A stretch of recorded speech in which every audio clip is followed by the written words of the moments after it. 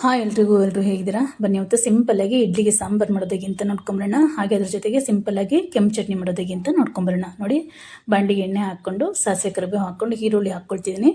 ಈರುಳ್ಳಿನ ಚೆನ್ನಾಗಿ ಬಾಡಿಸ್ಕೊಂಡ ನಂತರ ನಾವು ಕರಿಬೇವು ಮತ್ತು ಹಸಿಮೆಣಸಿನ್ಕಾಯಿ ಹಾಕ್ಕೋಬೇಕಾಗತ್ತೆ.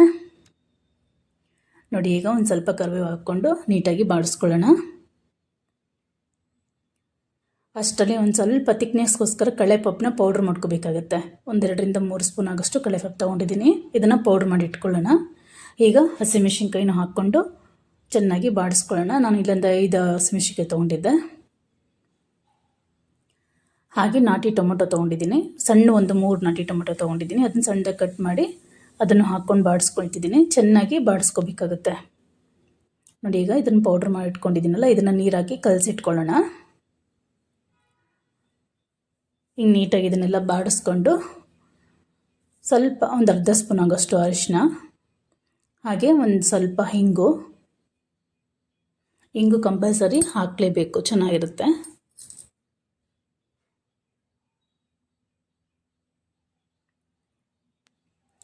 ಹಾಗೆ ನಾನಿಲ್ಲಿ ಒಂದೂವರೆ ಸ್ಪೂನ್ ಆಗೋಷ್ಟು ಸಾಂಬಾರು ಪುಡಿ ತೊಗೊಳ್ತಾ ಇದ್ದೀನಿ. ಅಂದರೆ ಇದು ತಿಳಿ ಸಾರಿನ ಪುಡಿ.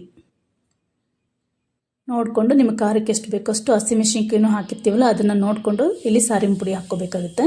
ಇದೆಲ್ಲ ಹಾಕ್ಕೊಂಡು ನೀಟಾಗಿ ಮಿಕ್ಸ್ ಮಾಡಿಕೊಂಡು ಈಗ ನಾವು ಕಲಸಿಟ್ಕೊಂಡಿದ್ವಲ್ಲ ಕಡಲೆಪಪ್ಪನ ಇದು ನೀರು, ಅದನ್ನು ಹಾಕ್ಕೊಳ್ಳೋಣ.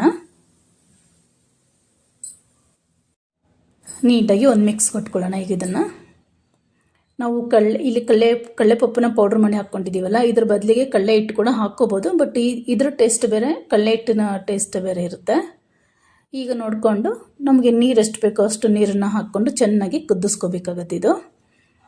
ಇದ್ರ ಮೇಲೆ ಸ್ವಲ್ಪ ಕೊತ್ತಂಬರಿ ಸೊಪ್ಪು, ಆಗಲೇ ನಾವು ಸ್ವಲ್ಪ ಉಪ್ಪು ಹಾಕಿದ್ವಿ ಟೊಮೊಟೊ ಜೊತೆಗೆ. ಅದ್ರ ಜೊತೆಗೆ ಇವಾಗ ಎಷ್ಟು ಬೇಕಾಗುತ್ತೋ ಅಷ್ಟು ನೋಡ್ಕೊಂಡು ಉಪ್ಪನ್ನು ಹಾಕ್ಕೊಂಡು ಸ್ವಲ್ಪ ಕೊತ್ತಂಬರಿ ಸೊಪ್ಪು ಹಾಕ್ಕೊಂಡು ಚೆನ್ನಾಗಿ ಕುದಿಸ್ಕೊಂಡ್ರೆ ಸಿಂಪಲಾಗಿ ಇಡ್ಲಿ ಸಾಂಬಾರು ರೆಡಿ ಆಗುತ್ತೆ.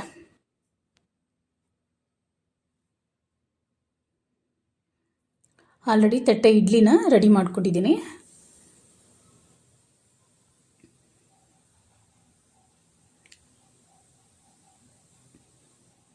ಇಡ್ಲಿ ಜೊತೆಗೆ ಸಾಂಬಾರು ಚಟ್ನಿ ತುಂಬಾ ಚೆನ್ನಾಗಿರುತ್ತೆ. ಬನ್ನಿ ಈಗ ಕೆಂಪು ಚಟ್ನಿ ಮಾಡೋದು ಹೇಗೆ ಅಂತ ನೋಡ್ಕೊಂಬರೋಣ. ನೋಡಿ, ನಾನು ಕೆಂಪು ಚಟ್ನಿಗೆ ಖಾರದ ಮೆಣಸಿನ್ಕಾಯಿ ಒಂದು 4-5 ತೊಗೊಂಡಿದ್ದೀನಿ.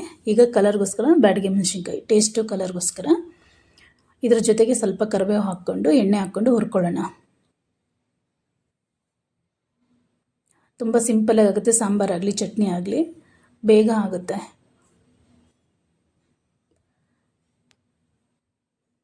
ಇದು ಮೆಣಸಿನ್ಕಾಯಿ ಸ್ವಲ್ಪ ಬಾಡಿದ ನಂತರ ನಾವು ಕರಿಬೇವು ಹಾಕ್ಕೋಬೇಕಾಗತ್ತೆ. ಇಲ್ಲೊಂದು 5-6 ಎಸಳು ಕರಿಬೇವು ಹಾಕ್ಕೊಳ್ತಾ ಇದ್ದೀನಿ. ಇಲ್ಲಿನ ಕೊತ್ತಂಬರಿ ಸೊಪ್ಪು ಯೂಸ್ ಮಾಡ್ತಿಲ್ಲ, ಹಾಗಾಗಿ ಕರಿಬೇವೇ ಹೆಚ್ಚಿಗೆ ಹಾಕ್ಕೊಳ್ತಾ ಇದ್ದೀನಿ. ಇದೆಲ್ಲ ನೀಟಾಗಿ ಬಾಡಿಸ್ಕೊಂಡು ಈಗ ಜಾರ್ಗೆ ಹಾಕ್ಕೊಳ್ಳೋಣ. ನೋಡಿ, ಜಾರ್ಗೆ ಒಂದು ಸ್ವಲ್ಪ ಕಾಯಿ ತುರಿ ಹಾಕ್ಕೊಂಡಿದ್ದೀನಿ. ಕಾಯಿ ತುರಿ ಜೊತೆಗೆ ಸ್ವಲ್ಪ ಕಡಲೆಪಪ್ಪು, ನಿಮಗೆ ಚಟ್ನಿಗೆ ಎಷ್ಟು ಬೇಕಾಗುತ್ತೋ ಅಷ್ಟು ಕಡಲೆಪಪ್ಪನ್ನ ಹಾಕ್ಕೊಂಡು, ಬರೀ ಕಡಲೆಪಪ್ಪೆ ಹಾಕಿ ಮಾಡೋದು. ಇದನ್ನು ಹುರುಗಡ್ಲೆ ಹಾಕ್ಬಿಟ್ಟು ಮಾಡೋವಂಥ ಚಟ್ನಿ ಇದು. ಈಗ ನಾವು ಹುರಿದಿಟ್ಕೊಂಡಿರೋಂಥ ಮೆಣಸಿನ್ಕಾಯಿ ಮತ್ತು ಕರಿಬೇವು ಹಾಕ್ಕೊಳ್ಳೋಣ. ಹಾಗೆ ಒಂದು 5-6 ಪಾಯಿ ಬೆಳ್ಳುಳ್ಳಿ, ರುಚಿಗೆ ಎಷ್ಟು ಬೇಕಾಗೋಷ್ಟು ಅಷ್ಟು ಉಪ್ಪು, ಬೇಕಿದ್ದರೆ ನೀವು ಸ್ವಲ್ಪ ಶುಂಠಿ ಕೂಡ ಹಾಕ್ಕೋಬೋದು. ಹಾಗೆ ಒಂದು ಸಣ್ಣದೊಂದು ಪೀಸು ಹುಣಸೆ ಹಣ್ಣು. ಇದನ್ನು ಇಷ್ಟು ಡ್ರೈಯಾಗಿ ಫಸ್ಟು ರುಬ್ಕೊಂಡು ನಂತರ ನೀರು ಹಾಕ್ಕೊಂಡು ನುಣ್ಣಕ್ಕೆ ರುಬ್ಕೋಬೇಕಾಗುತ್ತೆ. ನೋಡಿ, ಈಗ ಚಟ್ನಿ ರೆಡಿಯಾಗಿದೆ.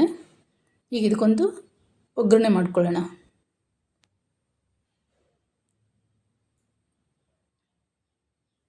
ಸಾಸಿವೆ ಕರಿಬೇವು ಹಾಕ್ಕೊಂಡು ಒಗ್ಗರಣೆ ಕೊಟ್ಕೊಂಡ್ರೆ ಕೆಂಪು ಚಟ್ನಿ ರೆಡಿ ಆಗುತ್ತೆ.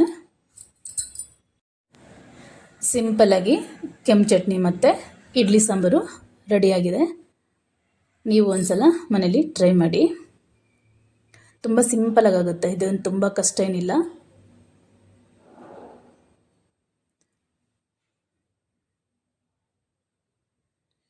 ಬಿಸಿ ಬಿಸಿ ಇಡ್ಲಿ ಜೊತೆಗೆ ಬಿಸಿ ಬಿಸಿ ಸಾಂಬಾರು ಚಟ್ನಿ ಹಾಕ್ಕೊಂಡು ತಿಂದರೆ ತುಂಬಾ ರುಚಿಯಾಗಿರುತ್ತೆ.